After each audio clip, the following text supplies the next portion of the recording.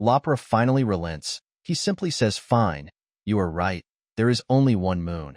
And you get an A. Lucas' face brightens up as he immediately says, "Ah, principal, I am so sorry. It seems that I have misheard what Mr. Lapra said earlier in the morning. He will of course never say such a horrid thing as an S word." The bell rings just as he finished. Wow, would you look at that? It's lunch break time. The canteen would be so crowded. Well, sorry for the mistake. Bye, have a good day. Lucas waves his hand and runs outside the office, leaving both of you sitting there in shock. Smooth skins are scary. No, you corrected, humans. Children are scary, mister. Principal Zira looks at the two people sitting in front of him. In the left is Mr. Lapra, the school art teacher. He is liked by everyone in the school due to him being the cool teacher. And he is also quite popular due to his unique yellowish fur, a rare fur color in this northern region. And the person sitting on the right is Lucas, an 8-year-old human boy. He is known as the cool kid around the school and is also quite popular due to him being a human. Since it is quite rare for a human to live here, most of them live on the northern region, as that one of their old sites used to be. Though having a common region does not seem too important for these two, as they are both currently engaging in a stare-down. Apparently Mr. Lapra causes a huge trouble in class, according to Lucas, and Lucas also apparently causes a huge trouble in class, according to Mr. Lapra. Now, can anybody explain what is actually happening? You calmly asked. Oh, I can tell ya. This little key. No, this F. No, I did not. What do? Why silent?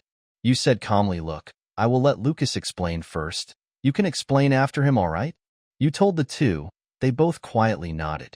Lucas began explaining. Okay, so Mr. Lapra told the class to start drawing landscapes. So I drew a cool mountain with hills. The drawing is very good and I am proud of it. But then Mr. Lapra give me a B. Because he said that there are 2 moons and I only draw one. You corrected him. Well, Lucas, there are indeed 2 moons. Mr. Lapra is correct. Lucas shake his head. No. Papa told me back on Earth there is only 1 moon.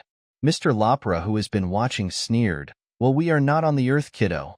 You interject. Mr. Lapra, please wait until Lucas finishes his explanation. Now, Lucas, you can continue. Lucas nod and continue his explanation. Right. So I was arguing about the moons with Mr. Lapra, and then he suddenly yelled the S word. It is horrible. You gasp. Mr. Lapra, is this true? Mr. Lapra says yes, but I can explain. You shake your head. If you can't explain this, I will fire you. Saying the S word? In front of a child, no less. Mr. Lapra looked taken aback. It was not my fault. He said it first. I don't understand is that if it's so offensive to them, then why do they say it over and over again? You look at him in confusion. He said it first? You mean he said the S word that morning? Mr. Lapra shakes his head. He says it every morning. He calls me a smooth skin. He calls the other kids smooth skin. He calls himself a smooth skin all the time. Smooth skin this, smooth skin that, smooth skin please, this smooth skin. Smooth skin. Have you lost your mind? Smooth skin. Check that, harpy. Smooth skin. You bullshitting. Break yourself. Smooth skin. He says it so much, I don't even notice it anymore. He continues. Last week in lunch, Lucas says to a classmate, can a smooth skin borrow a fried lip hat? And my first thought was not, oh my God, he said the word. The S word. It was, how is a smooth skin gonna borrow a lip hat? Smooth skin. Are you gonna give it back? I tell ya, my inside voice didn't talk like that before he got in my class. You are completely flabbergasted. You turn to Lucas. Is that true, Lucas? Lucas tries to look away, but he crosses his hand in his lap. Well, it could be true, it could be false. Either way, he still says the S word to me, and everybody should know it. Mr. Lapra looked at him in shock when he said he is going to tell everyone, knowing full well what the consequence is. Lucas, however, doesn't stop there. He says, well, my memory of that morning is quite hazy, so he may or may not say it. I wonder. You can see Mr. Lapra grinding his teeth. His fong is out, and he look at Lucas as if he is going to shot him with a magic bullet right that instant. Lucas, however, doesn't seem to care and continue pretending as if he doesn't see him.